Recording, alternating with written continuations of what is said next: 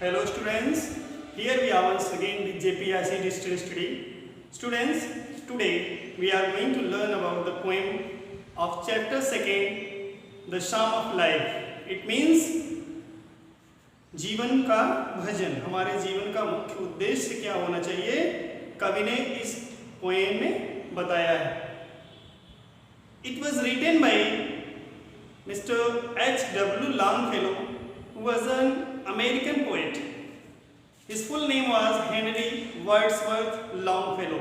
He was born in America in 1807 and was died in 1882.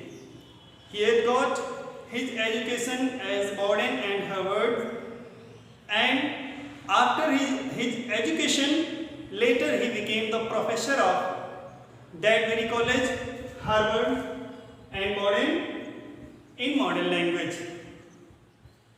He had written many creations. Some of them are Voices of the Night, The Psalm of Life, Footsteps of the Angels, The Reaper and the Flowers. His well-known creation is the translation of Dante's comedy. He was the first American who has translated the very well-known book of Dante, Dante's Comedy. He became famous after this very much. He was a well-known person due to his creations, due to his poems. The prescribed poem for you, the Psalm of Life. In this very poem, the writer has described what should be the goal of life.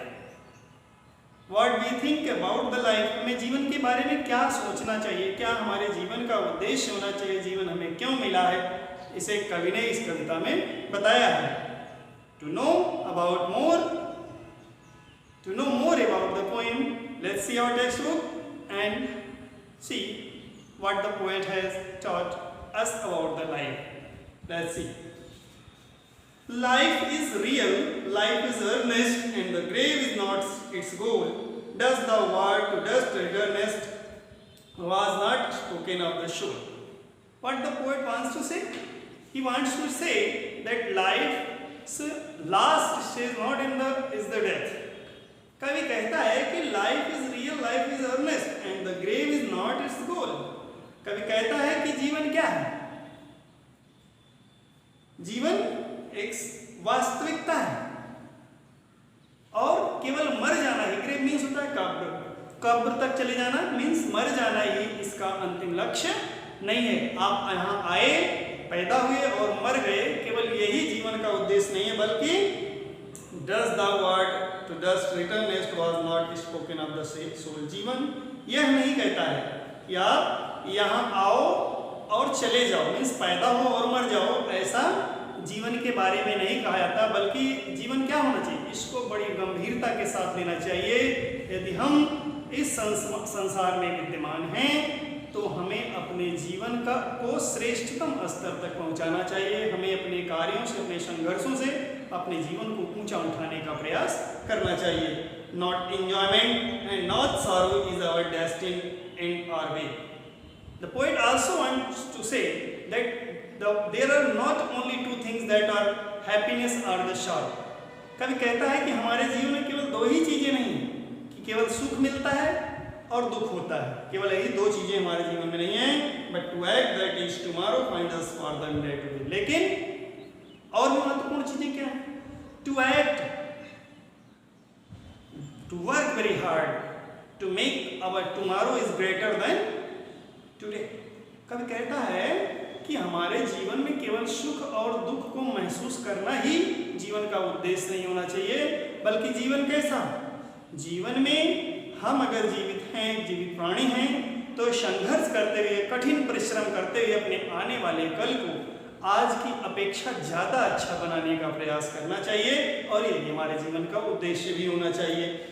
In the world's broad field of battle, in the river of life, be not like dumb-driven cattle, be a hero in the strife. In the world's broad field of battle. Broad field of battle means युद्ध रूपी युद्ध क्षेत्र रूपी संसार में, यानी जो हमारा संसार है वो बहुत विशाल है, इस विशाल संसार में in the WeWork of life, अपने जीवन के अस्थायी पड़ाव में, क्योंकि हम अस्थायी नहीं है, इस संसार में हम स्थायी नहीं है, हम आए हैं तो हमें जाना है, हमारा अस्थायी पड़ाव यह संसार है। तो इस संसार के उस युद्ध रूपी विशाल क्षेत्र में we not like dumb driven cattle, हमें गूंगे बहरे पशुओं की तरह एक्ट नहीं करना है, मीन्स एक पशु के समान हमें कार्य नहीं करना है, बल्कि हमेशा अपने मन मस्तिष्क को खुला रखना है and be a hero in the strife. और इस युद्ध क्षेत्र रूपी संसार में संघर्ष करते हुए हमें एक नायक के रूप में उभरना है, मीन्स हमें संघर्ष करते हुए, हमें कठिन परिश्रम करते हुए अपने जीवन को ऊंचा उठाना है। Let us then be up and win with the hurt of any fate. And like on the last stanza of the poem, the writer wants to ask us, he wants to suggest us that let us then be up and win. इसलिए उठो और कार्य करो। कवि कहता है अपनी इस आखिरी स्टेंजा में कविता के कि उठो और संघर्ष में लग जाओ, मेहनत करो with a heart for any fate, means कोई भाग्य की आशा न करते हुए कि हमें भाग्य भरोसे मिल जाएगा, ऐसी आशा न करते हुए केवल अपने आप में विश्वास लाइए और संघर्ष करना शुरू कीजिए और संघर्ष करते हुए ही आगे बढ़िए। स्टिल अचीविंग स्टिल परस्यूइंग, जो कुछ गेन करते जाते हैं उसको एक्सेप्ट करते जाइए, संघर्ष करते हुए जो कुछ आपको मिलता है उसको ग्रहण कीजिए और आगे बढ़ने की, pursue means to look forward means आगे बढ़ने की इच्छा करते हुए संघर्ष करते रहिए। Learn to labour and to wait, केवल क्या सीखें, आपका उद्देश्य क्या होना चाहिए, लर्न टू लेबर मीन्स मेहनत करना सीखें, and to wait for the result और परिणाम का इंतजार करें। केवल भाग्य भरोसे न बैठे बल्कि मेहनत करें और परिणाम का इंतजार करें। अगर आप मेहनत करेंगे तो निश्चित रूप से आपको अच्छा परिणाम मिलेगा, लक्ष्य की प्राप्ति होगी। तो हमारे जीवन का मुख्य उद्देश्य क्या होना चाहिए, केवल संघर्ष करना, भाग्य भरोसे न बैठ करके संघर्ष करना, मेहनत करना और मेहनत करते हुए अपने द्वारा निर्धारित किए हुए लक्ष्य को प्राप्त करना, यही हमारे जीवन का उद्देश्य होना चाहिए। और यही कवि का कथन भी हमारे लिए। It's your lesson, read the lesson with the help of this video. We will meet with the next lesson in the next video. Till then, thanks.